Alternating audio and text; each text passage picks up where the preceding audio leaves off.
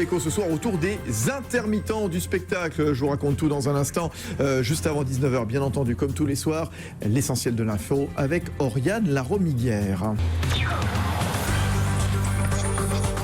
BFM Business, les décodeurs de l'écho, Fabrice Lundi. Polémique récurrente et Jean-Christophe Froisset va y revenir évidemment dès l'ouverture de son journal de l'économie de 19h.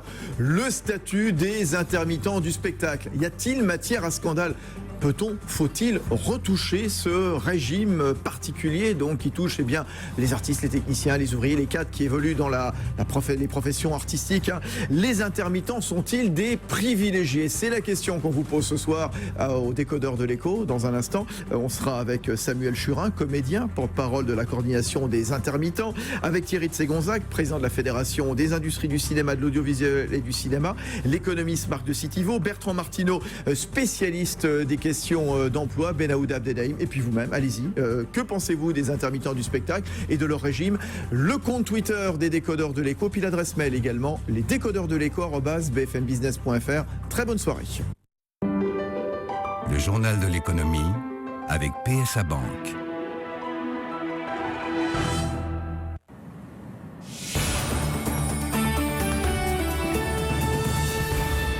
Donc, la réforme de l'assurance chômage et spécialement donc, le volet des intermittents du spectacle qui ont manifesté cet après-midi avec nous. Jean-Christophe Froisset, c'est le journal de l'économie. Les partenaires sociaux, donc patronat, syndicats, sont actuellement réunis au siège du MEDEF pour discuter donc de cette fameuse réforme de l'assurance chômage avec un point qui pose particulièrement un problème, c'est celui donc de la question du régime des intermittents que veut supprimer le MEDEF. Les intermittents qui justement sont dans la rue, ils manifestent en ce moment devant le siège du MEDEF à Paris, car ils ne veulent pas, bien sûr, que l'on touche à leur régime d'indemnisation. C'est la CGT qui a appelé à la mobilisation. C'est le syndicat qui est le plus engagé dans ce dossier. Mais ce que l'on sait moins, c'est qu'ils ne sont pas vraiment opposés à la réforme. La CGT a même fait des propositions pour sauver le régime qui est en très grande difficulté. Isabelle Goerens. Depuis plusieurs années, la CGT travaille à une évolution du régime spécifique des intermittents du spectacle. Leur première proposition date même de 1993. Aujourd'hui encore, le syndicat de Thierry Lepant a mis sur la table plusieurs pistes de réflexion avec pour objectif de réduire le coût des indemnisations chômage des intermittents dans le budget général de l'UNEDIC. La Cour des comptes évalue à plus d'1 milliard d'euros le déficit du régime des intermittents. L'UNEDIC, elle, fait un autre calcul. La différence entre ce que coûte aujourd'hui ce régime et ce que coûteraient les intermittents réintégrés dans le régime général. On obtient alors un surcoût bien moindre avec une facture de 320 millions d'euros. Pour alléger le déficit chronique du régime des intermittents, la CGT propose par exemple de baisser le plafond du cumul revenu d'activité allocation chômage. Autre idée, toucher aux cotisations, c'est-à-dire faire davantage cotiser les intermittents qui gagnent le plus au profit de ceux qui ont plus de difficultés. D'autres propositions existent aussi, comme celle de la Cour des comptes qui suggère de faire cotiser davantage les employeurs qui ont largement recours au contrat d'intermittence. Et on reviendra sur ce sujet dans un instant dans les décodeurs de l'écho avec Fabrice Lundi.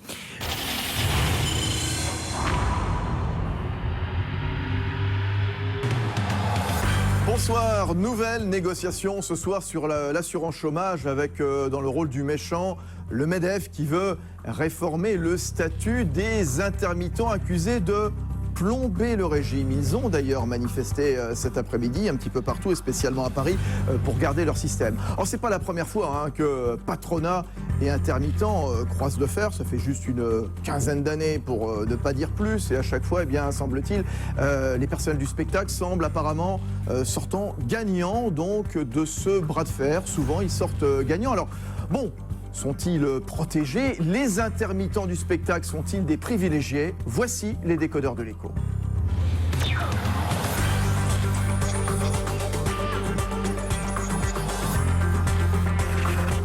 L'écho s'éclaire sur BFM Business.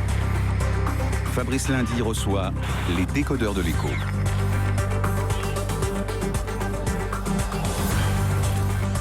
Prenez la parole comme tous les soirs sur le compte Twitter des décodeurs de l'écho, sur l'adresse mail également, les décodeurs de l'écho@bfmbusiness.fr. C'est l'un des grands sujets de l'actualité économique du jour, les intermittents. Alors, plusieurs grandes questions, plusieurs grandes réflexions. Donc, ces intermittents, tiens, émission pédagogique, combien sont-ils ?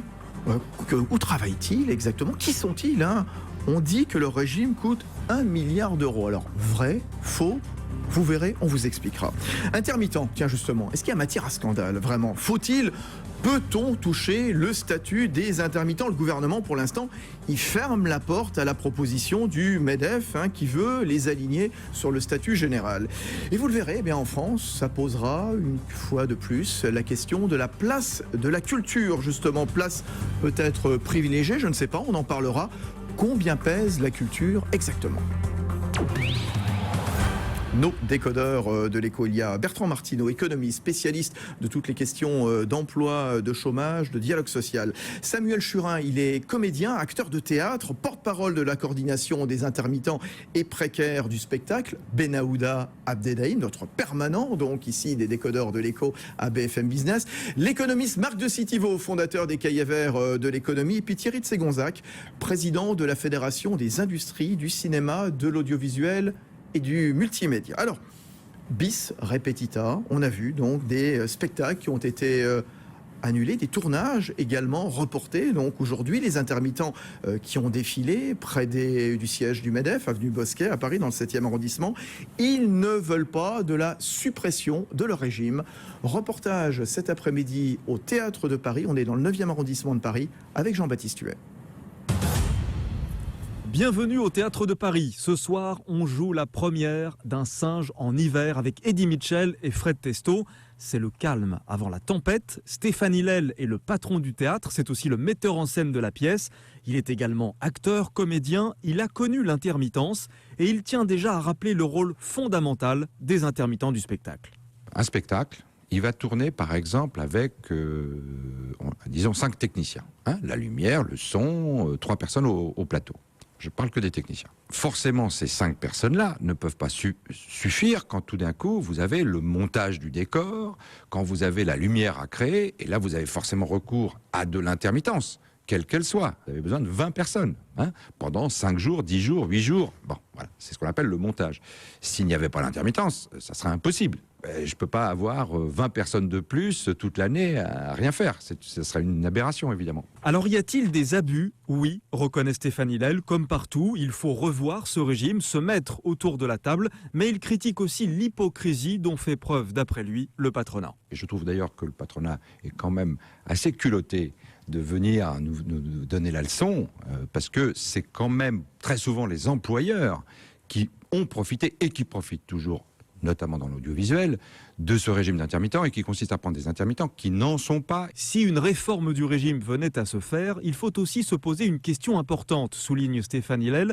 Est-ce qu'il y a du travail pour tout le monde ? La loi de l'offre et de la demande s'impose là aussi.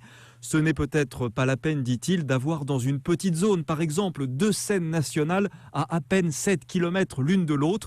Pas assez de spectateurs, pas assez de travail non plus pour tout le monde. La filière n'est pas extensible.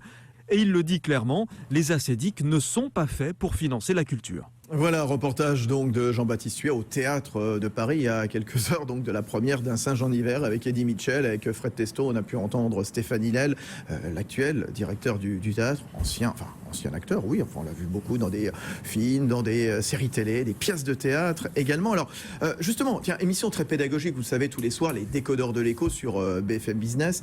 Qui sont les intermittents du spectacle ? Samuel Churin, vous êtes comédien, acteur de théâtre, porte-parole justement de la coordination des intermittents. Qu'est-ce que ça recouvre déjà, la notion d'intermittent ? Ça recouvre quel type de métier ? Ça recoupe tous les acteurs, les danseurs, les chanteurs, les musiciens, et les techniciens, les ouvriers, les techniciens, tous les gens qui participent au film, tous les gens qui participent au spectacle de théâtre. Il y a une liste de métiers qui est très très très importante. Tous les gens qui travaillent dans la discontinuité. Oui, alors là, c'est quoi la discontinuité ? Est-ce que c'est bien codifié, ce qu'on appelle la discontinuité ? C'est très simple, c'est un système qui était génialement pensé dans les années 60, au moment où on était en période de plein emploi, et où il fallait avoir une réponse à cette discontinuité. On s'est aperçu qu'il y avait les techniciens du cinéma qui travaillaient dans la discontinuité et qui ne pouvaient pas enchaîner les contrats. Notre vie est faite de gruyère. On travaille pas. On a 3 jours de travail, 4 jours de chômage. On a une accumulation d'emplois courts. Et on a répondu à cette discontinuité d'emploi avec un régime spécifique d'assurance chômage. C'est pourquoi ça n'est pas un statut. Vous avez 3 fois statut, ça n'est pas un statut. C'est un régime spécifique, c'est une annexe au règlement. Il y a un régime général, il y a 13 annexes au règlement. L'annexe 1, par exemple, ce sont les journalistes, les pigistes. L'annexe 4, ce sont les intérimaires que les MEDEF. Et l'annexe 8, c'est vous? 8, ce sont les techniciens. Les techniciens, oui, voilà. 10, les artistes. 10 les artistes. Voilà. Vous êtes combien au total en France? Est-ce qu'on sait exactement? Parce que là, j'ai regardé un petit peu, notamment quand on voit du côté de France Télévisions, j'ai l'impression qu'il y a un certain flou. En 2012, M. Flimelin, qui est le président de France Télévisions, disait il y a 656 intermittents temps plein, c'est-à-dire 2 à 3 fois plus. Est-ce qu'on sait exactement combien en France y a-t-il d'intermittents? On parle de 250 000, vrai, faux? Écoutez, au niveau de l'UNEDIC, c'est 250 000 personnes qui cotisent, mais qui ont au moins une cotisation. Hein, mais dans les 250 000, ça peut être quelqu'un qui fait une fois dans sa vie une figuration. Hein, bon. Et en gros, c'est stable depuis 10 ans. Il y a entre 100 et 110 000 indemnisés. Mais ça, c'est qui ont reçu au moins une indemnité par an. Hein. Si on prend le chiffre par mois, c'est 90 000. C'est la différence entre, ça c'est technique, entre le stock et le flux. Bon, on va pas faire technique. En gros, c'est 100 000 personnes indemnisées. 100 000 personnes. Ça représente 100 000 personnes sur 3,5 millions de chômeurs. Voilà, et on reviendra tout à l'heure sur la polémique, en effet, 100 000 personnes qui perçoivent 1,3 milliard pour 240 millions de cotisations. On en parle tout à l'heure, ne vous inquiétez pas, Samuel Churin, bien entendu. Vous, Thierry de Ségonzac, président de la Fédération des industries du cinéma, de l'audiovisuel et du cinéma, la notion d'intermittent, justement, comment vous les utilisez, comment vous les faites travailler? Alors nous avons une double lecture, si je puis dire, de l'intermittence. Il y a l'intermittence qui concerne nos propres entreprises, qui représente en équivalent temps plein 6 000 intermittents, c'est-à-dire 12 000 intermittents, enfin 12 000 personnes intermittentes qui travaillent pour nos entreprises. Dans le même temps, nous avons 4 200 contrats à durée indéterminée, 4 200 salariés. Ça, c'est pour le périmètre de nos propres entreprises. Mais il y a une intermittence qui nous concerne indirectement, mais à la fois de façon extrêmement importante, c'est que l'ensemble des techniciens de plateaux de cinéma, l'ensemble des techniciens qui sont si je veux dire, salariés de façon intermittente par le producteur, sont des techniciens qui sont quelque part nos alter ego sur les plateaux de tournage. Oui. Nos équipements ne pourraient pas travailler sans eux. Donc voilà, il y a l'intermittence qui concerne nos propres entreprises et celle qui concerne les producteurs qui travaillent avec nous. Est-ce que c'est pas un poil flou, cette notion d'intermittence dont on va parler ce soir? Écoutez, je ne sais pas si c'est flou. En tout cas, je sais que nous avons beaucoup de travail à faire. En tout cas, pour améliorer tout cela, il y a beaucoup de choses à améliorer. Une chose est sûre, c'est que c'est incontournable. Une chose est sûre, c'est que l'intermittence est pour l'ensemble des industries culturelles absolument indissociable de la qualité, de la possibilité de produire des œuvres, de produire des supports culturels. Système utile, donc Bertrand Martineau, ce système de l'intermittence. Est-ce que c'est le seul métier, le seul secteur professionnel en France qui recourt à cette notion? Non, pas du tout. De toute façon, personne, je crois, ne remet sérieusement en cause le fait que dans ce secteur, les habitudes de travail, par nature, sont différentes d'un CDI dans une industrie, dans une grande industrie. Donc la question n'est pas là. Je crois que même le MEDEF reconnaît qu'il y a une spécificité du secteur. Je crois que le problème, c'est plutôt les paramètres du système, des considérations financières, des considérations d'économie du système, comment ça fonctionne, et puis troisièmement, des considérations d'équité. Donc je crois que c'est autour de ces 3 sujets qu'il faut se concentrer. Maintenant qu'il existe des spécificités du secteur des intermittents, ça me paraît, ça se voit comme le nez au milieu de la figure. D'ailleurs, il y a des spécificités du secteur de l'intérim, mais il y a aussi une annexe intérimaire. La question est de savoir, encore une fois, le calibrage. Et là, il y aurait quand même énormément à dire. Marc de Citivo, économiste, fondateur des Cahiers Verts de l'économie, la notion de discontinuité d'emploi mise en avant tout à l'heure par l'acteur, le comédien Samuel Churin. Est-elle légitime? Est-elle pertinente à vos yeux? Alors, à mes yeux, elle ne l'est pas, et je comprends très bien, et j'ai trouvé très intéressant que sa référence ait été faite aux années 60. Car n'oublions pas qu'à l'époque, en effet, la plupart des gens travaillaient, j'allais dire, dans des fonctions postées. Mais la discontinuité est devenue maintenant... Fonction postée, c'est-à-dire des gens qui avaient des postes avec des horaires. Bon, maintenant, et donc, on peut imaginer que les gens qui n'étaient en dehors d'un tel cadre veuillent avoir un régime spécial. Mais moi, je vais prendre le mien. Moi, j'étais économiste. On me payait comment? On me payait quand je faisais des conférences. Bien. Je n'ai jamais été, lorsqu'on ne me demandait pas de conférences, je me suis jamais inscrit aux intermittents du spectacle. Est-ce que les conférences sur l'économie doivent être considérées comme quelque chose qui est un peu inférieur à une pièce de théâtre, je n'en sais rien. Je regrette d'ailleurs de ne pas avoir eu cette idée géniale de m'inscrire aux intermittents du spectacle. Ça m'aurait permis sans doute de travailler moins. Mais ce que je veux dire, c'est que vous voyez, il y a beaucoup maintenant l'idée que je lis, que je vois, je ne suis pas un spécialiste de ces questions, mais quand je lis les articles, je vois, on dit dedans, mais les gens ne travaillent pas que quand ils sont en train de donner une pièce ou de faire un film, il faut bien qu'ils travaillent avant, il y a les répétitions. Et j'allais dire, et tous les gens, est-ce que tous les gens qui sont dans les activités de service ne travaillent pas en dehors devant vous-même? Vous n'allez pas me faire croire que vous ne travaillez uniquement quand vous êtes devant nous tous. Non. Vous avez la chance d'être salarié à temps complet. Oui, je suis salarié à temps complet, à différence des... Je vais même aller plus loin. Un plombier qui n'a pas de commande, a-t-il une caisse d'intermittent de la plomberie? Et pourtant, il paye des charges sociales qui vont permettre de financer les intermittents du spectacle. Bertrand Martineau, ça vous fait sourire? Oui, non, mais je comprends très bien ce que dit Marc de Cici. Encore une fois, je crois quand même qu'on ne peut pas économiquement considérer que l'activité du cinéma ou du théâtre, et c'est quand même la même chose que le plombier. Pour autant, je redis quand même que, aussi bien du point de vue du financement que de l'économie, le fonctionnement économique du secteur, que du point de vue de l'équité, le système actuel est absolument pas soutenable et complètement délirant. On va revenir justement. Donc on va peut-être se rejoindre d'une certaine manière. Mais ce régime. Benahouda, avant de entendre Samuel Churin, je voudrais qu'il nous raconte aussi, Samuel Churin, aussi sa vie aussi, hein, au quotidien quelque part. Benahouda. Sans porter aucun jugement de fond sur ce régime, il y a une chose qui n'est pas au nez. Vous avez parlé de nez au milieu de la figure. C'est le nez au milieu de la figure uniquement en France. Parce que vous regardez en Europe, il y a une note sur l'indemnisation du chômage des intermittents du spectacle dans plusieurs pays d'Europe qui a été discutée au mois de décembre au Sénat. Et vous regardez l'ensemble des pays, ça n'existe nulle part ailleurs qu'en France.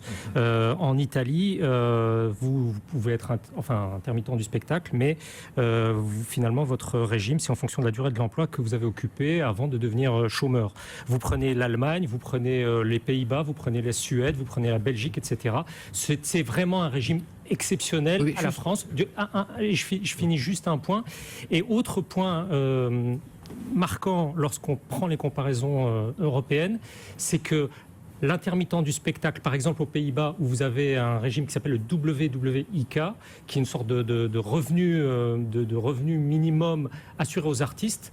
Ce sont les artistes, ce sont les acrobates, les chanteurs, les danseurs, mais les techniciens ne rentrent pas dans cette catégorie. La notion d'intermittent du spectacle est beaucoup plus large en France que, par exemple, les Pays-Bas, où il faut exercer une activité artistique pour prétendre à ce statut. Samuel Churin, vous êtes artiste, vous êtes comédien de théâtre, à la fois donc à Paris, en région, à l'étranger également. Combien de contrats vous pouvez enchaîner? C'est quoi la durée moyenne d'un contrat, qu'on se rende bien compte quelle est la vie d'un artiste? Écoutez, déjà, ce qui est formidable, c'est que là, on permet de répondre sur... Là, on a toutes les caricatures du dossier. Non, mais attendez, répondez déjà à ma question, puis on reviendra après sur la pertinence ou pas du régime. Tout ça, c'est extraordinaire. Alors, votre vie déjà, qu'on se rende bien compte. Ma vie, c'est simple. Effectivement, les années où je travaille bien, jamais où je travaille bien, je dirais que c'est 60% de travail et 40% d'indemnité. Et les années où je travaille moins bien, c'est le contraire. Effectivement, nous sommes un secteur où faut bien comprendre que moi je travaille tout le temps, mais comme vous le disiez, le travail le travail ne recouvre pas l'emploi. Du moins, l'emploi ne recouvre pas le travail. C'est-à-dire que pour être très clair, vous parliez de répétition. Moi, avant les répétitions, quand j'ai fait un monologue d'1h30, pendant 6 semaines, j'étais chez moi à téléphone éteint à raison de 8 heures par jour pour apprendre mon texte. D'accord ? Même les plus grands théâtres, comme le Théâtre National de l'Odéon, ne vous payent pas quand vous apprenez votre texte. Exactement. Aucune grande maison va payer un danseur lorsqu'il entretient son corps pour pouvoir danser. Bien. Nous sommes payés quand nous rentrons en répétition. Ça s'appelle l'emploi. La plupart du temps, ce qu'on appelle emploi, c'est quand les gens nous voient. C'est la partie visible de l'iceberg. C'est pour ça qu'on a beaucoup de mal à faire ces fameuses 507 heures. Ce sont 507 heures déclarées, 507 heures visibles. Moi, je travaille tout le temps et je suis employé de temps en temps. Okay, et effectivement, je suis comme monsieur dans le cadre de conférence, sauf que ce qui est très très intéressant, c'est que ce système a été pensé en période de plein emploi pour répondre à des pratiques spécifiques. Ça aurait très bien pu toucher effectivement les plombiers, comme vous dites. Il se trouve qu'à ce moment-là, en période de plein emploi, on s'est aperçu qu'il y avait des professions, les techniciens du cinéma, et puis ensuite les artistes, qui ne pouvaient pas enchaîner des contrats longs. Donc on a pensé un système adapté à leurs pratiques. Et effectivement, le scandale de ce dossier, on va en parler, le scandale de ce dossier, pour moi, ce n'est pas du tout l'argent qu'on dépense pour ça, mais parce qu'au MEDEF, ils savent très bien que le scandale de ce dossier, c'est qu'il ne veut pas que notre dossier, intermittence du spectacle, devienne un modèle pour tous les contrats courts, qui ne relèvent pas du spectacle. Alors, y a-t-il matière à scandale, que ce soit spécifiquement autour des intermittents ou de façon générale autour de la position du MEDEF, Posons-nous toutes les questions ce soir dans les décodeurs de l'écho. Je redémarrerai avec un certain nombre de vos commentaires.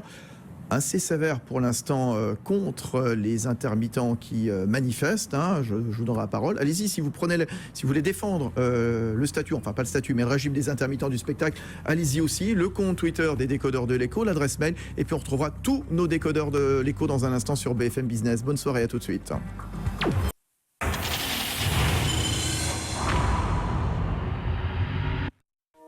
Le journal de l'économie avec Jaguar Land Rover Business. Jaguar Land Rover Business, solution automobile pour cadres dirigeants.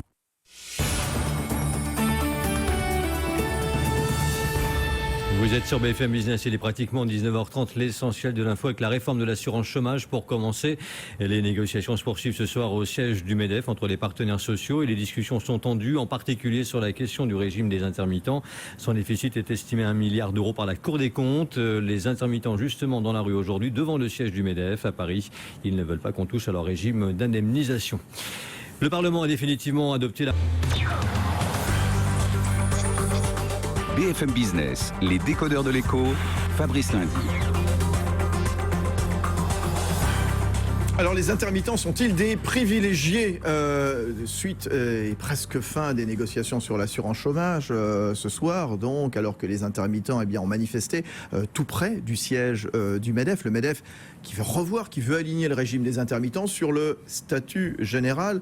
Un délire, évoque le responsable de la CGT Spectacle, Marc Slipper. Il va bien falloir que le MEDEF, le patronat et le MEDEF en tête, arrêtent de son délire de pénaliser tous les chômeurs de sa politique d'emploi qui est de casser le CDI et qui est de recourir à des CDD de plus en plus courts. Ils ont une responsabilité dans le chômage, ils ont une responsabilité effective sur le déficit de l'UNEDIC, donc on ne se laissera pas faire, on va se battre jusqu'au bout pour obtenir satisfaction. Voilà Marc Slipper, le responsable CGT Spectacle. Et ça vous fait réagir, vous les téléspectateurs, les auditeurs des décodeurs de l'écho ce soir sur BFM Business. Alors j'aimerais bien que vous veniez aussi prendre parti en faveur des intermittents du spectacle, parce que pour l'instant c'est du quasi 100% contre, à l'instar de Eric Vetter qui nous dit: quand on connaît le racket de l'URSSAF que subissent les entreprises, PME, TPE, le régime des intermittents est une véritable honte. Allez, encore un commentaire au hasard, je ne peux pas tous les donner bien entendu, parce que beaucoup vont dans le même sens. DM25 qui nous dit: oui, les intermittents sont des privilégiés, stop à ce gaspillage financier. Et puis petite pirouette, petit clin d'œil de Christophe Laurent qui nous dit: entre les compagnes de Hollande, de Montebourg et Valls, il serait étrange que le régime bouge. Voilà, oui, vous avez compris évidemment, donc les compagnes de l'un et de l'autre. Thierry de Ségonzac, président de la Fédération des industries du cinéma, de l'audiovisuel et du multimédia. Le régime actuel, les intermittents bénéficient d'un régime d'indemnisation particulier destiné à compenser l'irrégularité et les courtes durées de leurs contrats, ce que nous a très bien expliqué Samuel Chorin tout à l'heure. Ils cotisent moins longtemps pour une durée d'indemnisation plus longue. Est-ce que le régime vous semble satisfaisant ou insatisfaisant ?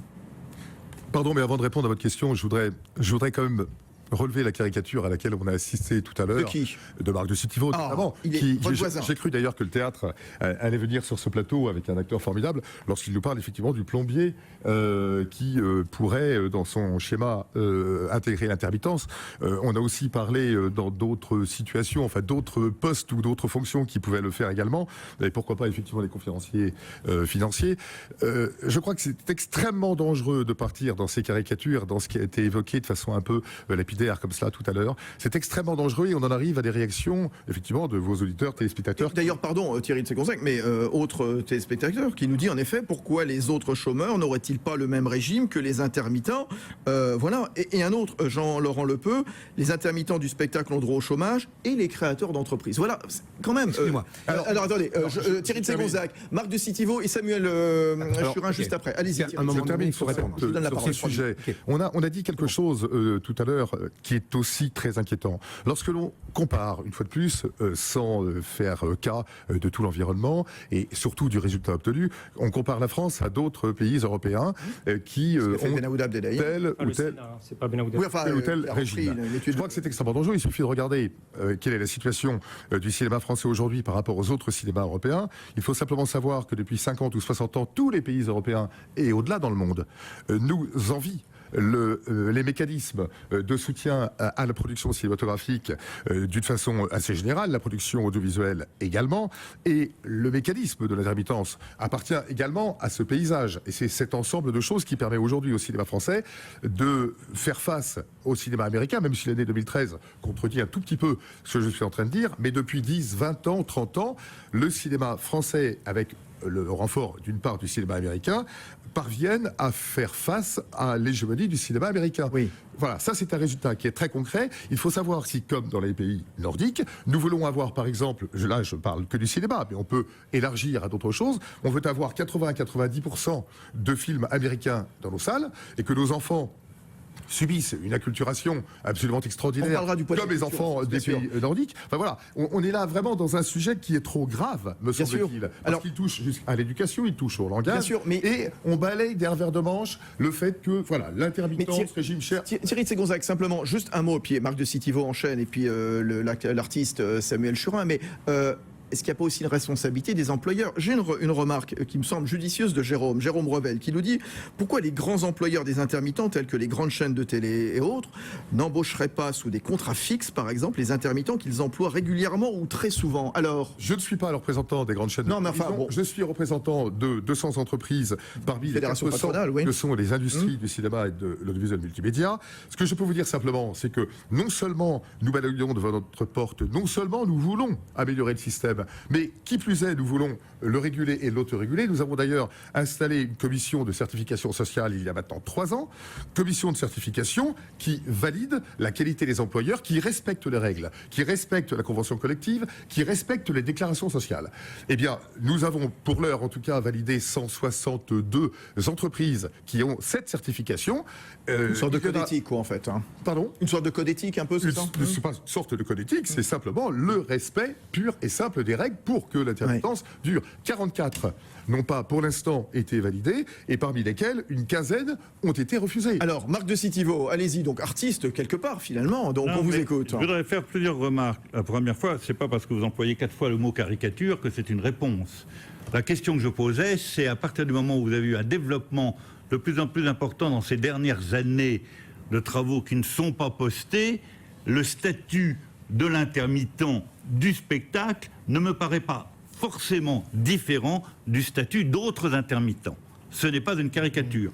C'est en tout cas moins une caricature que de montrer tous les gens du Nord comme des gens acculturés, le mot que vous avez employé. Donc il n'y a pas une seule personne cultivée, j'imagine, dans les pays du Nord. Donc c'est pas une caricature. Je posais une vraie question. Et d'ailleurs, la réponse était intéressante parce que vous avez dit vous-même, le patronat trouve en fin de compte mieux de nous attaquer plutôt que d'étendre notre statut aux autres professions. Mais alors, vu les pertes qu'il y a, j'en ai ras-le-bol dans ce pays, des gens qui veulent toujours dépenser sans dire d'où viendra l'argent. Puisque vous avez déjà des pertes importantes. Qui va payer, si vous passez de 1 milliard à 3 milliards de pertes, qui va les payer ces 3 milliards? Est-ce que c'est ceux qui vont continuer à cotiser? Donc, vous allez avoir de plus en plus des gens qui seront de plus en plus des bénéficiaires et des cotisants de moins en moins nombreux. Donc, ils devront payer de plus en plus. Je rappelle, je voudrais juste dire quelque chose. Je vais redonner des chiffres. Que dans ce pays, ce qui m'a toujours frappé, c'est que ce ne sont pas les gens qui sont soumis à la concurrence internationale qui ont des statuts privilégiés, c'est ceux qui justement le sont peu. Je veux dire par là qu'en effet, vous avez peu de concurrence internationale dans un certain nombre de domaines, et je ne crois pas que, ce qui concerne les intermittents du spectacle, il y ait constamment venant sur le territoire national, des acteurs ou des chanteurs. Alors attendez, je donne des chiffres. Mais vous appelez ça un amalgame, répondez. Alors Samuel Churin, je vous donne la parole. La Cour des comptes, elle déplorait récemment un déficit chronique évalué à plus d'1 milliard d'euros par an. Elle mettait en avant que 100 000 personnes sont indemnisées, perçoivent plus de 1,3 milliard pour 240 millions de cotisations. Alors, y a-t-il des dérives ou pas, Samuel Churin? Écoutez, vous allez me laisser répondre à toutes ces caricatures. Parce que oui, ce sont des caricatures. Disons, laissez-moi répondre. Pas caricature. Chacun a son argument. Je préfère qu'on parle des arguments des uns des autres. Laissez-moi répondre. Voilà, qu'on se respecte sur ça. Bien sûr. Ouais. C'est un dossier qui ramasse tous les fantasmes et toutes les contre-vérités. Ça fait 15 ans qu'on subit le truc. On est soi-disant des privilégiés. Alors maintenant, il faut arrêter la chose. Nous sommes des professions précaires, fragiles. D'accord ? On nous tape dessus en faisant croire qu'on est des privilégiés. Donc maintenant, on va remettre les chiffres à plat. Et on va repartir de la vérité. Parce que dans ce dossier, il est normal que l'opinion publique soit contre, parce que l'opinion publique est manipulée. Je le dis, manipulation. Il y a fraude scientifique caractérisée. Et maintenant, alors attendez. Alors quels sont les chiffres ? C'est simple. On a une balance analytique négative de 1 milliard d'euros. Oui. Très bien. OK. On a une balance analytique négative d'1 milliard d'euros sur 34 milliards d'euros. D'accord ? On est 3,5% d'une population à percevoir 3,4% d'indemnité. Il n'y a aucun scandale. 3,5% d'une population de chômeurs indemnisés à percevoir 3,4% d'indemnité. L'arnaque, elle est que si vous faites la différence, quand vous êtes au chômage, effectivement, vous êtes structurellement déficitaire. Un chômeur, quand il est au chômage, il perçoit des indemnités, donc il est dans le moins. Okay ? Si vous faites la balance analytique des gens qui sont en CDI, quand vous êtes en CDI, comme le dit Madame Parizeau, actuellement, c'est 17 milliards d'euros. La balance analytique des gens qui sont en CDD, c'est 10 milliards d'euros. Ces gens du MEDEF, quand moi je les ai rencontrés quand ils étaient au MEDEF, ils nous disaient, vous avez absolument raison. On ne peut pas faire la comparaison de 1 milliard sur 4 milliards comme c'est fait partout. Si nous étions responsables de 1/4 du déficit, on pourrait crier au scandale. On est responsable de 1/34e du déficit. C'est ça la réalité. Quand vous parlez du régime général, je veux aller au bout par rapport à ça. Je donne deux chiffres simplement, Samuel Churin. 2 chiffres du régime général aussi. Oui. Énorme dette du régime d'assurance chômage, près de 18 milliards d'euros. C'est la raison pour laquelle il y a ce soir donc ce nouveau round de négociations. Il y a un déficit de plus de 4 milliards en 2014. Voilà, les 2 chiffres, je voulais rappeler. Quand vous parlez du régime général, oui. OK. Comment nous faire avaler que nous sommes un régime plus avantageux que le régime général ? C'est une bêtise. Alors, ce chiffre est sorti parce qu'on s'est dit, si on supprimait les intermittents, ils dépendraient du régime général, ils cotiseraient quand même au chômage, ok ? C'est la proposition du MEDEF. Oui. Et au régime général, il coûterait 700 millions d'euros, d'accord ? La différence, 320 millions d'euros, d'accord ? Et qui paye les 320 millions. Attendez, 320 millions d'euros. Eh bien, ce surcoût est un leurre. Il se trouve que si vous prenez 100 000 personnes indemnisées du régime général et que vous basculez dans le régime des intermittents, vous faites aussi 300 millions d'euros d'économie. Pourquoi ? Attendez, je vais au bout. Je vais au bout. Faites pas trop technique. Non. Pas trop de chiffres. C'est simple. Au régime général, quand vous êtes au chômage, vous pouvez toucher jusqu'à 2 ans d'indemnité si vous avez moins de 50 ans et jusqu'à 3 ans d'indemnité si vous avez plus de 50 ans. Vous comprenez bien que si vous mettez un chômeur du régime général, que vous le basculez dans les intermittents, au bout de 8 mois, ce chômeur ne serait plus indemnisé. Donc si vous mettez un chômeur du régime général que vous basculez dans les intermittents, il va perdre des indemnités et donc ce ne serait pas du tout à son avantage. Il se trouve qu'il y a un régime qui a été pensé pour l'emploi stable, qui est le régime général, et qu'il y a un régime qui a été pensé pour l'emploi discontinu, qui est les intermittents, et qu'il n'y a pas un régime qui est plus coûteux que l'autre. Parce qu'encore une fois, faites le calcul, prenez 100 000 personnes du régime général, basculez-les dans les intermittents, et vous allez faire 300 millions d'euros d'économie. Il se trouve que quand une catégorie de population dépend d'un régime qui n'est pas adapté, eh bien tout d'un coup vous faites des économies parce qu'il y a une partie de cette population que vous n'indemnisez plus. Alors, il n'y a aucun scandale dans ce dossier, je le dis, je le répète. Pour bien capter l'attention du public, et vous en êtes un professionnel, Samuel Churin, je vous pose une question très claire, Bertrand Martineau, économiste, spécialiste des questions d'emploi. Est-ce qu'il y a un régime privilégié plus qu'un autre? Est-ce qu'il y a un régime qui est... Je crois qu'il ne faut pas aborder le débat sous l'angle des privilèges ou pas des privilèges. Tout le monde est plus ou moins le privilégié de quelqu'un. Les fonctionnaires ont leurs privilèges, les professions réglementées ont leurs privilèges, les intérimaires ont leurs privilèges, les journalistes ont aussi quelques privautés, notamment fiscales. Enfin, je crois que c'est pas comme ça qu'il faut rentrer. Il faut rentrer tout simplement de manière économique et financière et en équité sur le sujet. Voici un système qui effectivement fait peser une charge de plusieurs centaines de millions d'euros sur le régime général et ça contribue très fortement à mettre le régime d'assurance chômage dans le rouge. Et on peut poser quand même la question de savoir s'il est normal que cette charge pèse sur le travail des autres. Vous dites le régime des intermittents plombe. Mais oui, le régime personnes. Bertrand Martineau. Donc c'est un premier problème. Si la solution consiste pour sauver le système d'assurance chômage à augmenter les cotisations d'assurance chômage, je crois que dans le contexte du coût du travail actuel, c'est pas franchement l'idéal. Alors maintenant, le deuxième point est très important. C'est le centre du problème, c'est l'économie du secteur. C'est-à-dire comment ça fonctionne concrètement. Je vais vous donner 2 chiffres. Premièrement, 40% de la rémunération d'un intermittent, c'est l'assurance chômage. C'est-à-dire que dans ce secteur, quand vous êtes travaillé dans ce secteur, 40% de votre rémunération vient des allocations, c'est-à-dire que ça vous est payé par la puissance publique. Donc on est dans un secteur quand même un peu particulier. Bon, donc c'est une subvention. C'est-à-dire que la puissance publique, via les cotisations d'assurance chômage, subventionne économiquement ce secteur. Pourquoi pas? Mais enfin, c'est quand même un peu bizarre. Deuxième élément, 80% des personnes du secteur passent un moment de l'année dans l'intermittence, c'est-à-dire passe par la case chômage. Autrement dit, ce secteur fonctionne comment? C'est un secteur très précaire. Très précaire. Ce secteur, comme il est très précaire, a généré des règles d'assurance chômage adaptées à cette précarité, mais ces règles d'assurance chômage très adaptées à cette précarité génèrent encore plus de la précarité. Ce qui fait que... Pourquoi ? Tout simplement parce que ça encourage à la précarité, parce que ce statut encourage, on va dire les choses très clairement, très crûment si vous voulez. Non. Sur les 20 dernières années, vous avez une augmentation d'emploi de ce secteur de 150%. L'augmentation du nombre d'heures travaillées dans le secteur, c'est 60%. Ce qui veut dire quoi? Ce qui veut dire que le nombre d'intermittents travaille de moins en moins. Ça veut dire que c'est devenu un métier de crève-la-faim. Ça veut dire en fait qu'il y a beaucoup trop d'intermittents en France par rapport à la quantité de travail et qui est offerte par la capacité économique du pays. C'est exactement la question que j'avais d'Hervé Leroy tout à l'heure. Ce qui veut dire effectivement que ces personnes sont attirées par les lumières, par ce statut qui est effectivement très généreux en termes de droits. Et le problème, c'est qu'on vont dans cette filière des personnes qui finalement ne décolleront jamais. Il y a beaucoup trop d'intermittents. On fait un petit entracte, parce qu'on est presque au théâtre. Les chiffres sont les chiffres. Alors, il y a 100 000 personnes indemnisées, 100 000 intermittents indemnisés depuis 10 ans.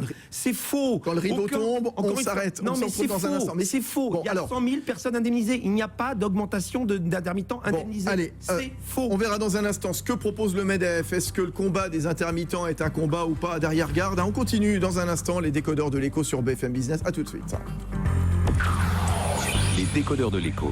Sur BFM Business, l'écho, c'est clair.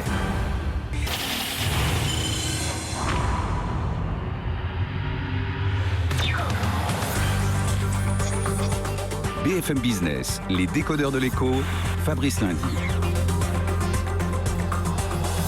Bon, les intermittents sont-ils des privilégiés? Question un peu provoque, bien entendu, je ne vous dis pas le contraire. Le patronat, qu'est-ce que propose le MEDEF? Le MEDEF, justement, qui propose la suppression du régime spécial des intermittents du spectacle et d'aligner les régimes spécifiques des intermittents du spectacle sur le droit commun. Voilà. Il suggère que si l'État tient à maintenir un régime d'indemnisation plus favorable pour cette catégorie, qu'il prenne en charge son surcoût, et qui va évaluer à peu près à 320 millions d'euros. Alors, pas facile à faire. Tiens, Bertrand Martineau, vous spécialisez des questions d'emploi, de chômage.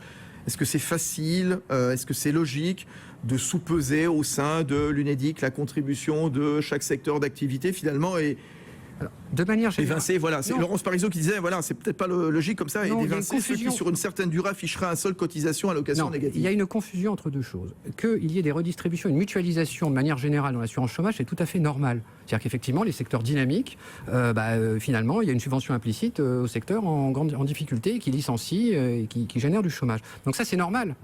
Au sein d'un même régime, c'est normal. Mais à partir du moment où vous avez des régimes différents, vous devez quand même vous poser la question de l'équilibre régime par régime.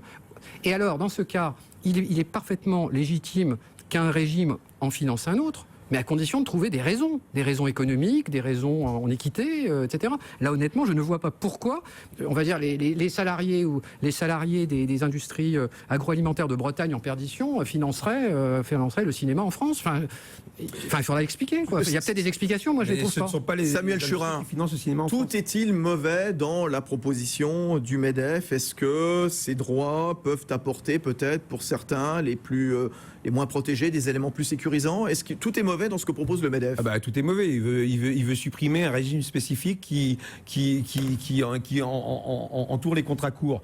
Écoutez, je réfute totalement les arguments donnés par mon voisin. Le MEDEF le sait, l'UNEDIC le sait, et d'ailleurs quand on interroge le directeur général de l'UNEDIC, il le dit, ce ne sont pas 100 000 personnes, non mais attendez, 100 000 personnes sur 3,5 millions de chômeurs qui mettent à plat le régime. Encore une fois, je rappelle les chiffres, qui sont ceux-là qui sont inattaquables. Nous sommes 3,5% de chômeurs indemnisés. Nous percevons 3,4% des cotisations. La preuve, si jamais nous basculions au régime général, je ne sais pas quoi, c'est soi-disant 320 millions d'euros. Je vous ai expliqué tout à l'heure l'absurdité de la chose, sur 34 milliards. Mais c'est ridicule. Aurélie Filippetti, elle a dit, c'est pas à l'État d'indemniser, de prendre le relais de l'assurance chômage. Hein. Oui, mais des intermittents. De toute façon, quand on parle de vous parliez des régimes. Quand on parle de solidarité interprofessionnelle, c'est pas un vain mot. Ça veut dire qu'un secteur impacte un autre. Hein, les retombées d'Avignon, les retombées de tous les festivals. Pourquoi tous les maires réclament leur festival? Ça rapporte de l'argent? Bien sûr. Hein, sur le spectacle vivant, il y a 1 euro misé, c'est 4 euros. On verra tout à l'heure ce que rapporte exactement la culture, parce qu'il y a eu un rapport très intéressant du ministère de la Culture et du ministère de l'Économie. Bertrand Martineau. Mais pardon, tout ça fait que des cotisations, parce qu'on voit que par le petit bout de la lorgnette. Vous comprenez? C'est pour ça qu'on parle de balance analytique. Hein, on voit que par le petit bout de la lorgnette. À chaque fois qu'il y a un emploi qui est généré par un spectacle à côté, hein, le garçon de café, il cotise au régime général. Celle qui travaille à l'hôtel, elle cotise au régime général. Les gens qui sont les permanents des théâtres, ils cotisent au régime général. Bertrand Martineau. Il ne faut pas voir secteur par secteur, c'est stupide. Je crois qu'il faut revenir à des choses assez simples. Il y a des questions de principe. Je rappelle un chiffre important qui ne sera sans doute pas contesté par mon voisin. Votre voisin, c'est Samuel Churin, pour tous ceux qui nous écoutent. Une année donnée, un intermittent qui fait donc des alternances, comme chacun sait, entre le chômage et des cachets ou des spectacles. 40% de sa rémunération est constituée de l'allocation chômage. On sait tout. On peut très bien considérer que c'est normal qu'un secteur économique se voit subventionné à hauteur de 40% de sa rémunération. Moi, je dis que ça pose un problème. Voilà. C'est pas de la subvention. Alors, c'est pas de la subvention. Plusieurs milliers d'intermittents qui ont défilé cet après-midi, s'il vous plaît, Samuel Churin, près de l'avenue Bosquet, donc près du siège du MEDEF. Qu'est-ce qu'on pouvait lire? 1 300 € par mois, 13 employeurs par an, vie ma vie d'intermittent, monsieur du MEDEF, ça sent le gâteau, ça va péter, voilà ce qu'on pouvait lire sur les banderoles. À Paris, un certain nombre de représentations ont été annulées ce soir. Madame Butterfly à l'Opéra Bastille, une soirée de ballet à l'Opéra Garnier, plusieurs tournages également reportés, donc à Paris, Lyon ou Marseille. Demain soir, il y a César. Tiens, souvenez-vous, les Victoires de la musique, c'était il y a 2 semaines. Moi, ça m'a paru un peu surréaliste, comme ça, cette animatrice du service public qui tout d'un coup a pris la parole et qui s'est mis à lire en quelque sorte un tract. Virginie Guillaume, voilà, payait avec la redevance des Français. On l'écoute et puis on revient dans un instant. Depuis 48 heures, les artistes et les techniciens du spectacle subissent une attaque sans précédent. Le MEDEF vient en effet d'annoncer son intention de supprimer, ni plus ni moins, notre régime spécifique d'assurance voilà, donc chômage. la tirade de Virginie Guillaume dure à peu près presque 2 minutes. Bon, là encore, je me pose la question, est-ce qu'elle est vraiment dans son rôle de faire ça?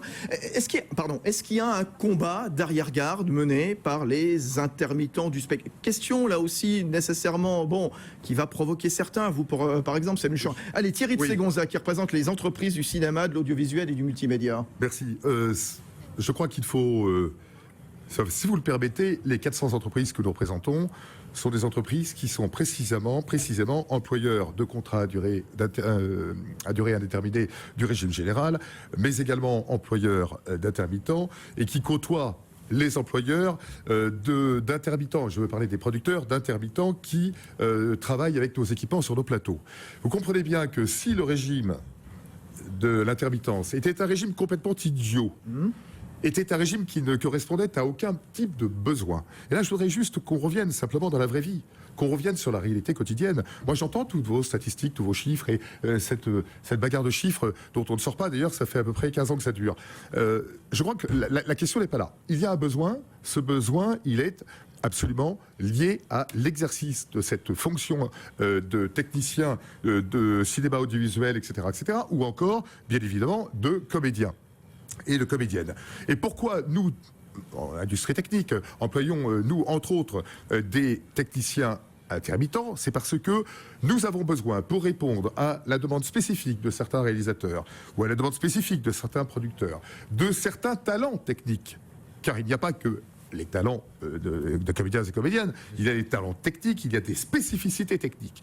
Ce sont des gens, vous disiez tout à l'heure, 40% d'indemnité chômage. Ben, oui, naturellement, les affaires, les productions sur lesquelles nous travaillons, qu'elles soient donc télévisuelles, cinématographiques ou autres, sont des productions, et bien sûr les plateaux de variété ou que sais-je, ce sont des choses qui sont éphémères. Nous avons 2 mois, de tournage, nous avons, pour un long métrage, nous avons 4 semaines de tournage pour un épisode de télévision, et nous avons 3 jours pour un magazine de télévision. Donc voilà pourquoi, allant de l'un à l'autre, ils sont contraints effectivement d'avoir... On va revenir dans le débat dans un instant, bien entendu. On va se quitter. Tiens, remarque de Jean-Michel Landuro qui nous dit bravo à Samuel Chérin d'avoir remis les pendules à l'heure sur le statut des intermittents. Et je suis chef d'entreprise, dit-il. Voilà, je voulais vous faire part donc de ce message. Qui sommes en relation avec la vraie vie et qui avons une vraie vision sur les choses. On va vous retrouver dans un instant. Marc de Citivo, je vous redonne la parole également. Et puis Ben Aouda Abdelhaim, un peu mieux ce soir. Mais non, Ben Aouda, il faut prendre la parole. Allez, on fait un petit peu... On est sur la scène ce soir. À tout de suite.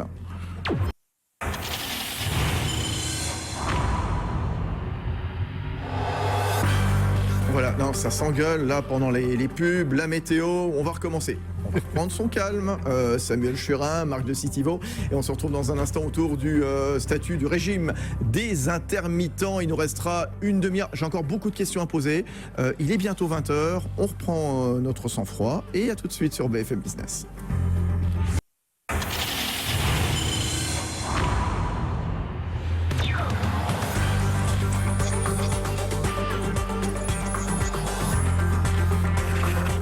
L'écho s'éclaire sur BFM Business.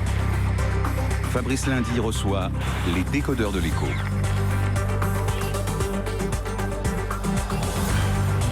Les intermittents sont-ils des privilégiés? Voilà, bon, au moment où je pose la question, nécessairement, ça va commencer à s'agiter dans le studio. J'ai encore beaucoup de questions à poser. C'est l'actualité du jour, hein. Il y a ces négociations sur l'assurance chômage, avec, évidemment, la question du régime des intermittents du spectacle. Alors, est-ce que ce régime coûte trop cher? Ce régime est-il scandaleux?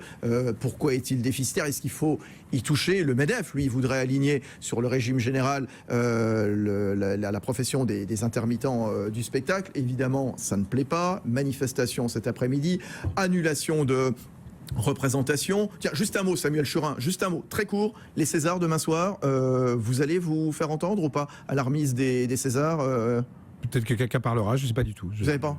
Je sais pas, vraiment, je sais pas. Bon, très bien. Bon, on verra. Il y aura peut-être un happening.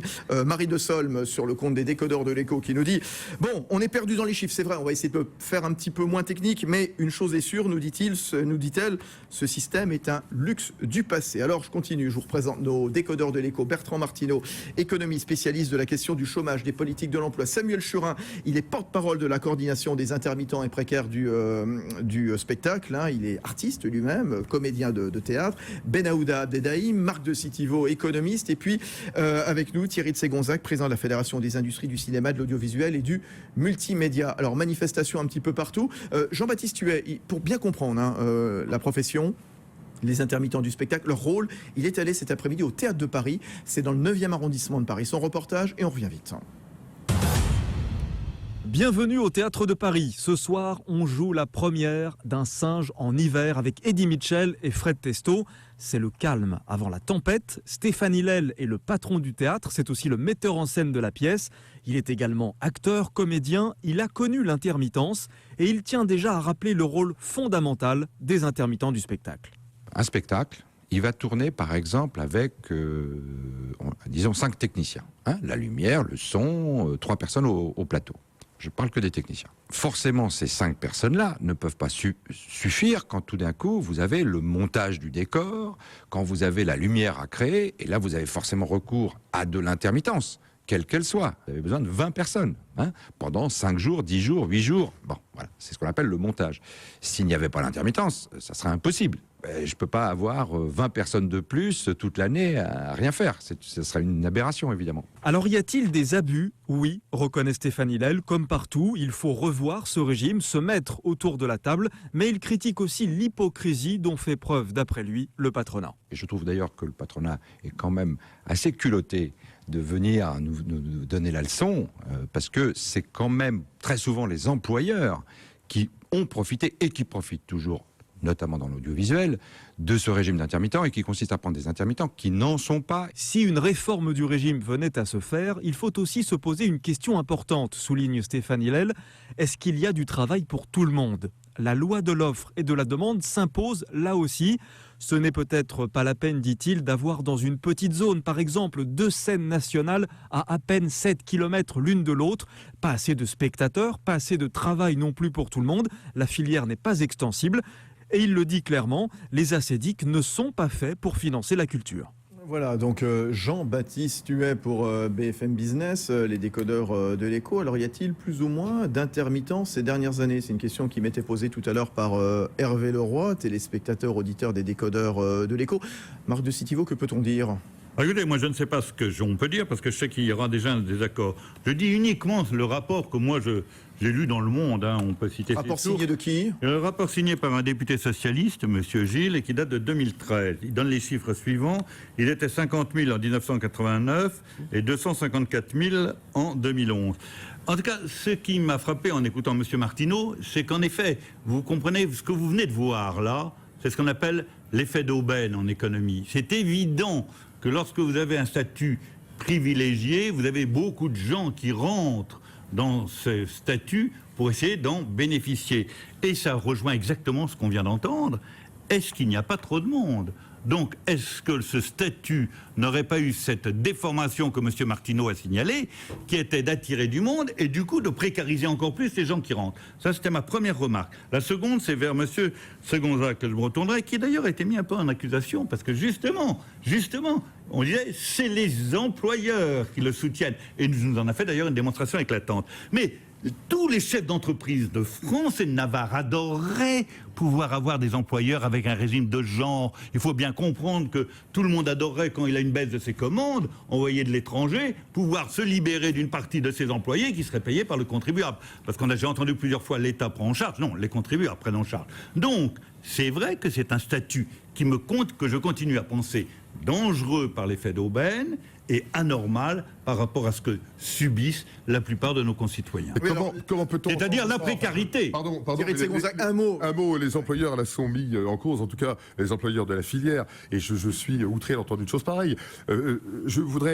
Je l'ai dit tout à l'heure, avec la commission de certification sociale, nous régulons l'intermittence. Je l'ai dit également, cela nous permet d'écarter certaines dérives et de balayer devant notre porte. Et enfin, nous poussons les intermittents que nous employons sur des contrats ou avec des productions qui sont longues, nous poussons ces intermittents à venir dans le régime des contrats à durée indéterminée, car, je dois vous dire que l'intermittence nous coûte plus cher que le régime général, à nous aussi, employeurs. Elle nous coûte plus cher de 20 à 50% vous cotisez double. Si je les compare aux contrats à durée indéterminée. Donc, voyez-vous, je crois que quand nous faisons de l'intermittence, nous la faisons parce que nous avons de bonnes raisons de la faire, et croyez-le bien, en gestionnaire que nous sommes, si nous pouvions obtenir effectivement un coût du travail inférieur, on serait ravis de le faire. Et donc en prenant effectivement, pour en tout cas la part que cela intéresse, en prenant des contrats à durée indéterminée. L'État doit-il reprendre la main sur le dossier comme le demande le MEDEF, Est-ce qu'on ne fait pas porter à l'UDEDIC ce qui pourrait incomber à la culture Madame Filippetti, elle répond, c'est la ministre de la Culture. Si jamais les propositions du MEDEF, par un effet désastreux, étaient mises à exécution, ça serait la destruction de la culture, de tout le réseau culturel sur l'ensemble du territoire français. Est-ce qu'on n'agite pas un petit peu le chiffon rouge quand même ? Bertrand Martineau.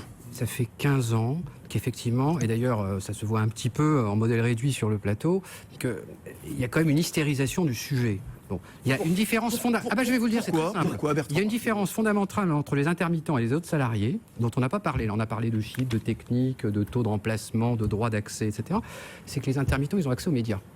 C'est-à-dire qu'ils font du bruit, on les entend. Alors, on ne peut pas leur reprocher de défendre leur beefsteak, c'est normal. Mais ce que je veux dire, c'est que l'ouvrier qui se fait foutre à la porte de son industrie en Bretagne, il n'a pas tellement d'écho, si vous voulez.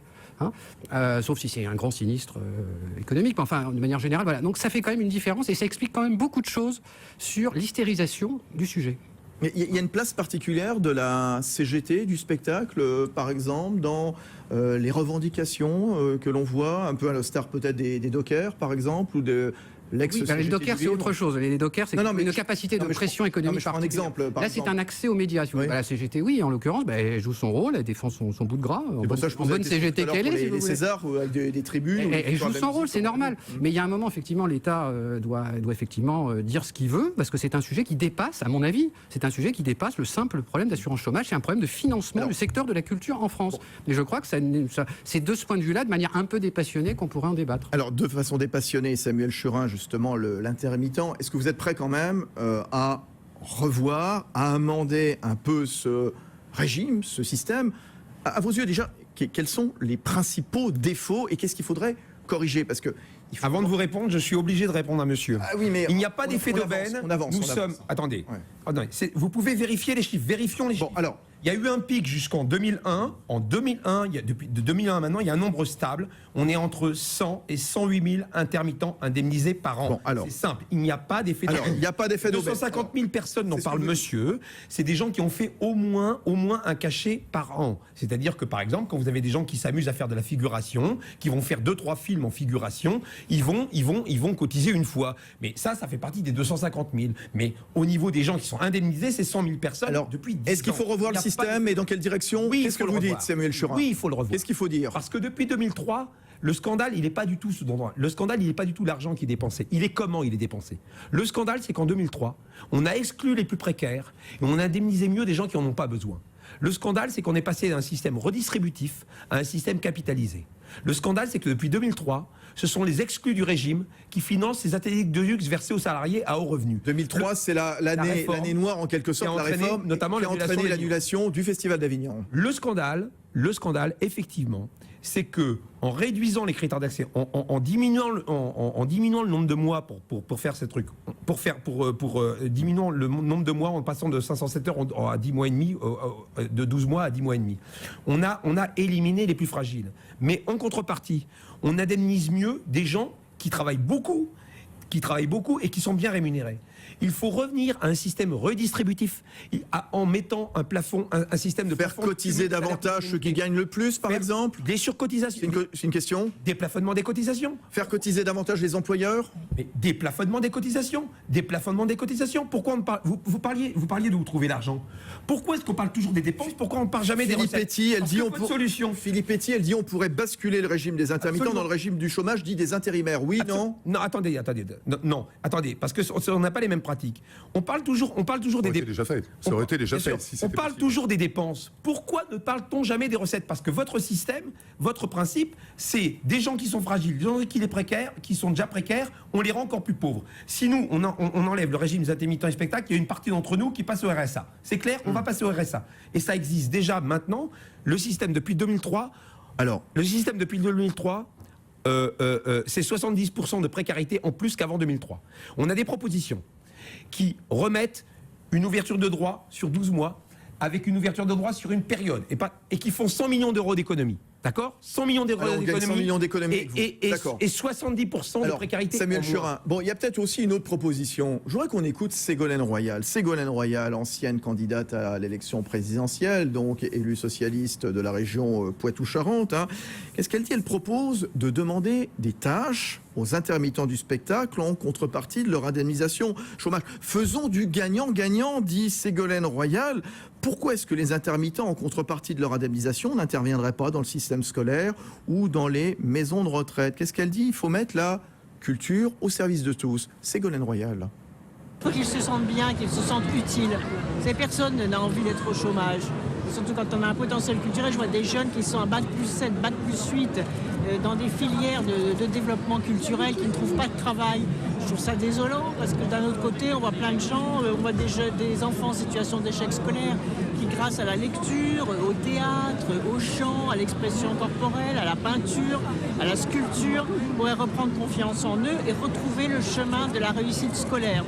Donc la culture a un rôle crucial à jouer dans une société comme la nôtre. Voilà donc Ségolène Royal. Benaouda Abdelhaim. En mettant totalement de côté le régime d'indemnisation du chômage des intermittents du spectacle, ce que peut-être sous-tend dans son discours Ségolène Royal, c'est finalement l'échec d'une politique culturelle qui finalement, hein, que ce soit en Allemagne ou en France, c'est pareil. Et je donne des exemples, des points précis.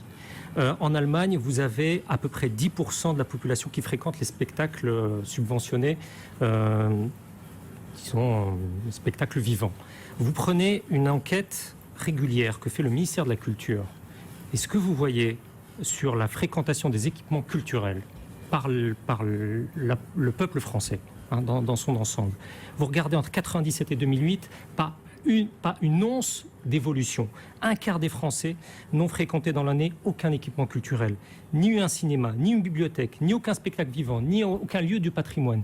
Et c'est exactement pareil en 1997 et en 2008.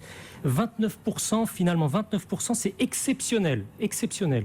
Et alors vous avez effectivement 13% dont la fréquentation est régulière. En 2008, ils étaient 12% en 1997. Si ça n'amène pas à réfléchir à ce qu'est la politique culturelle en France également, je ne vois pas ce qui pourrait justifier finalement l'effort collectif que le peuple français consent, parce que pour rappel, dans les crédits de la loi de finances de 2014, contrairement à ce qu'on raconte, il n'y a pas eu baisse des crédits. Les crédits au spectacle vivant, plus 1,3%. Donc, il y a un effort collectif. Si c'est pour continuer à avoir les mêmes résultats d'une enquête à une autre, résultats du ministère de la Culture, hein, qui sont disponibles en ligne. C'est peut-être aussi une question que pose... Que c'est Ségolène Royal. On va revenir dans un instant sur le poids de la culture en France. Qu'elle rapporte simplement la proposition de Ségolène Royal. Ben, je la trouve pas si bête que ça. Marc de Citivo. Non, mais écoutez, c'est pas la première fois que je trouve une proposition de Ségolène Royal pas si bête que ça. Et vous nous le dites souvent dans Good Morning Weekend. Ouais, non, mais ce que je trouve, c'est qu'elle dit qu'en fin de compte, qu'il puisse y avoir dans les écoles des comédiens, des gens qui viendraient pour avoir un autre discours auprès des élèves, je ne trouve pas ça idiot. Bon, je ne trouve pas ça idiot du tout. Samuel Churin, vous votez Ségolène Royal ? Mais c'est formidable ce qu'elle raconte, parce que moi, pendant des années, je suis intervenu à Orléans, dans un lycée, en bac théâtre.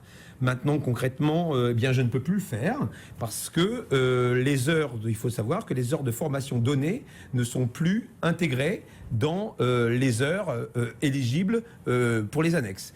Et pour les techniciens, il y en a 0. Nous, c'est 55 heures et les techniciens, c'est 0. Ce qui fait qu'effectivement, nous ne pouvons plus dispenser des cours. C'est-à-dire que moi, si je veux, entre guillemets, faire mes heures et si je veux rester, entre guillemets, un professionnel, eh bien, je ne peux plus me permettre de donner des cours dans les écoles. Voilà une bonne réforme que vous pouvez proposer. Celle-là, moi j'appuierais. Mais bien sûr, mais nous proposons que les heures données soient intégrées ça fait partie de nos propositions. Thierry de Ségonzac. Et là, je voudrais rebondir aussi sur ces propositions, puisqu'on parle enfin de propositions. Il y en a. On a un objectif qui est à 300 millions, plutôt que de s'entre-déchirer, de s'opposer les uns aux autres. Je pense qu'on c'est plus calme maintenant. Non, c'est beaucoup plus calme, parce qu'on commence à parler des propositions, parce que je pense que nous sommes tous des gens responsables et qu'il y a de bonnes idées, qu'il y en a d'autres, bien sûr. Alors, vous avez parlé tout à l'heure des cotisations employeurs.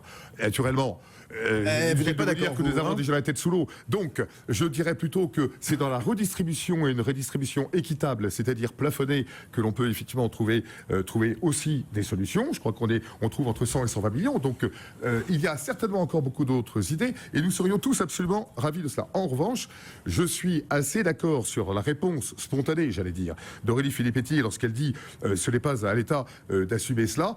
Qu'est-ce qu'elle nous dit finalement ? Elle nous dit ce n'est pas en effet à l'État d'assumer ce que les partenaires sociaux doivent bâtir ensemble, doivent réfléchir ensemble, doivent construire ensemble. Nous serons beaucoup plus capables que l'État de bâtir, de modifier, d'amender, de réguler notre système pour le défendre. Ensuite, s'il y a une difficulté pour joindre les bouts dans l'épaisseur du trait, je pense qu'on pourra trouver l'écoute effectivement du ministère de la Culture ou de l'État, tout simplement. Allez, à tout de suite. Il nous restera quelques minutes avec nos décodeurs de l'écho sur cette question. Les intermittents sont-ils des privilégiés ? À tout de suite sur BFM Business. BFM Business, les décodeurs de l'écho, Fabrice Lundi.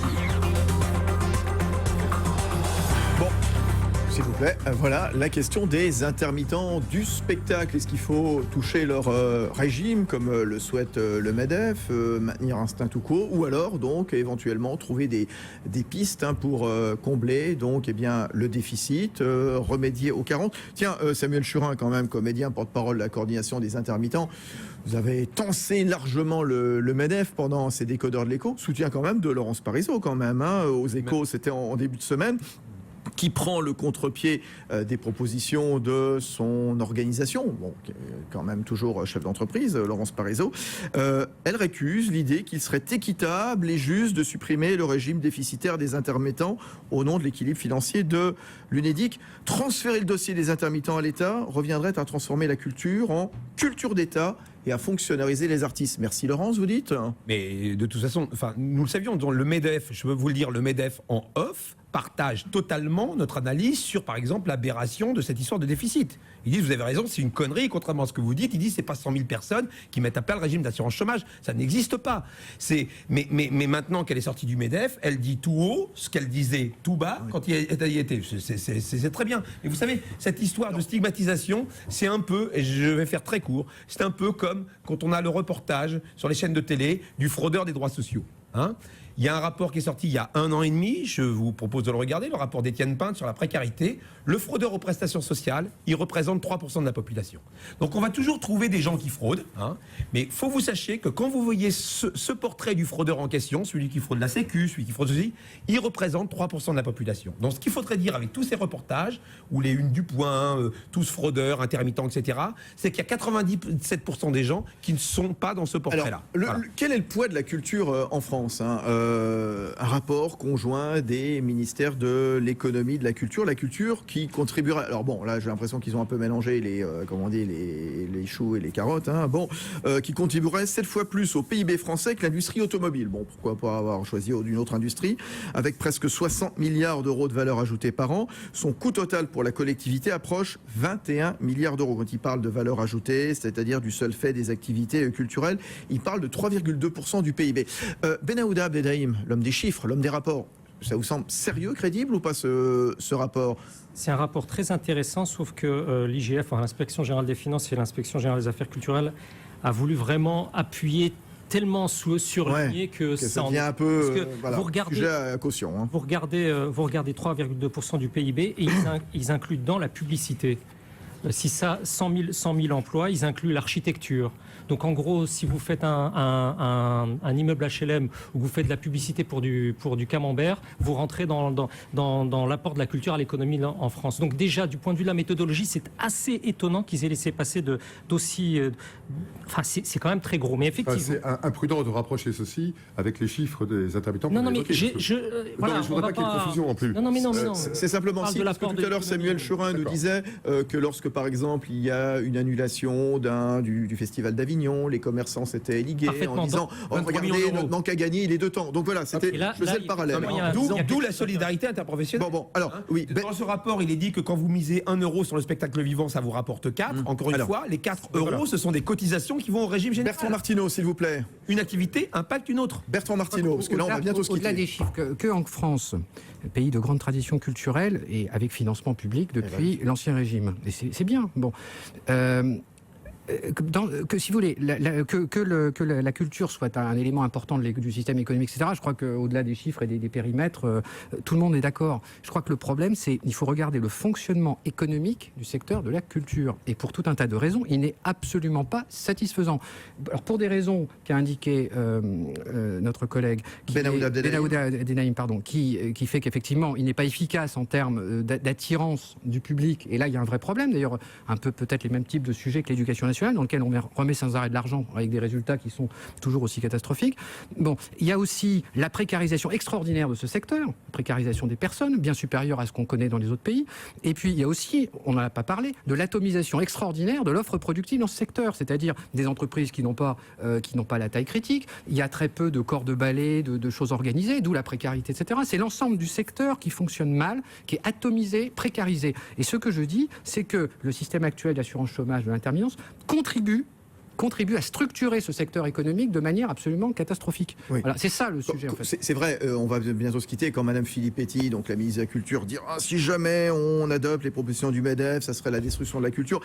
Est-ce que c'est pas encore toujours le statut de la culture en France qui est posé? Est-ce qu'on s'abrite pas toujours un peu trop facilement derrière l'exception culturelle, la culture en France? On dirait on parle des autres secteurs industriels, mais la culture, voilà, il y a toujours, mais il y a la culture. Bon, écoutez, Thierry de Ségonzac, Marc de Citivo, puis bon. La culture à Bordeaux. La culture à Bordeaux, quand effectivement la qualité de la culture, elle est toujours appréciée comme cela, un peu schématiquement, grossièrement. En tout cas, moi, ce que je note, c'est qu'il y a toujours 200 millions de spectateurs qui vont dans les salles de cinéma. On nous dit, c'est bien d'ailleurs. On nous dit que et demain soir les Césars. Ceux de Citivo disaient tout à l'heure que les films étaient très moyens, quelconques, etc. Il y a 200 millions de spectateurs dans les salles. Il y en avait à peu près 100 ou 120 millions il y a 10 ou 15 ans. Alors, je pense que le spectateur, certes, est un peu moins aller au cinéma entre 2012 et 2013, mais il aime le cinéma, il aime la diversité de la production française, il aime le cinéma français. Il aime également la fiction française et il y a des cycles. En effet, actuellement, sur nos chaînes de télévision, nous avons une abondance de programmes américains. Il y a 10 ans, nous avions une abondance de programmes français. Et vous vous reportez encore 10 ans en arrière, et c'est ainsi, j'espère,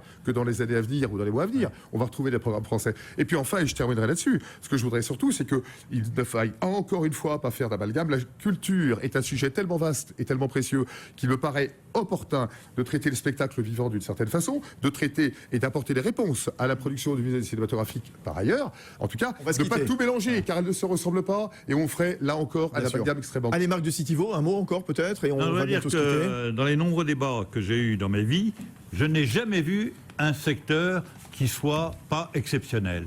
C'est-à-dire, bien évidemment, le secteur de la culture est exceptionnel. Quand je remettais en cause certaines subventions à l'agriculture, je recevais 500 000 mails en me disant que j'étais un salopard qui voulait affamer la France.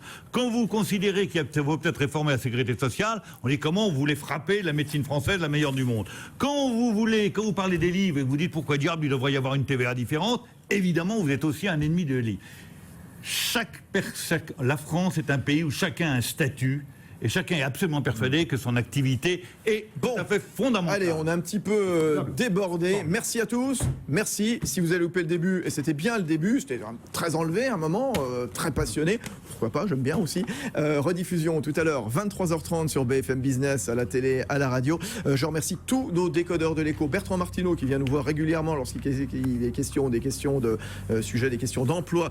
Il est économiste, spécialiste de la question du chômage. Samuel Churin, donc il est artiste de théâtre à la fois à Paris, en région, en tournée et aussi à l'international, porte-parole de la coordination des intermittents et précaires du spectacle. Benaoud Abdelhaim, il sera en tournée avec moi samedi matin à 8h à la radio sur BFM Business pour Good Morning Weekend. Marc de Citivo, l'un des fidèles aussi de Good Morning Weekend, merci. Et puis Thierry de Ségonzac, président de la Fédération des industries du cinéma, de l'audiovisuel et du multimédia. Bonne soirée, bonne nuit, bon week-end, les Césars c'est demain soir, bonnes vacances peut-être, à bientôt.